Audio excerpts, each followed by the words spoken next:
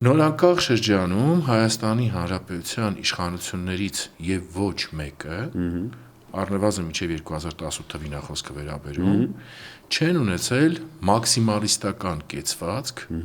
եւ չեն ունեցել ակնկալիք, որ կոնֆլիկտը Ադրբեջանի հետ պիտի կարգավորվի, ենթադրենք ռազմական ճանապարհով 1, երկրորդը առանց փոխզիջումների 2, եւ եթե ավելի պարզ հստակ արտահայտվենք, ուրեմն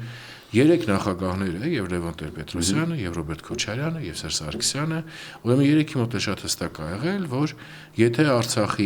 Արցախի այս պարագայում ի նկատի ունենալով նաեւ սովետական, եթե տերմինաբանությունը օգտագործենք, Լեռնային Ղարաբաղի ինքնավար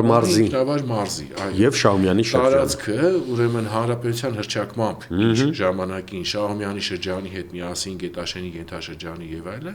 եթե սրա հետ կապված կա Ադրբեջանի նորմալ կառուցողական մոտեցումը, իրավունքների հավաքական իրավունքների հարգումը, այդ թվում ինքնորոշման իրավունքը, ուրեմն բացառությամբ ցամաքային կապ ունենալու խնդրից նույն Լաչինի միջանցքից մնացյալ տարածքների հետ կապված չի եղել մաքսիմալիզմ, այլ եղել է պատրաստակամություն, ուրեմն նորմալ բանակցային ճանապարհով այդտեղ ունենալու փոխադարձ զիջումներ, նորից եմ կրկնում, ակնկալելով Ադրբեջանից նորմալ կեցվածք վերաբերող լղիմին նրա ստատուսին իրավական նորմերին համապատասխան ստատուսի ձեռքբերման։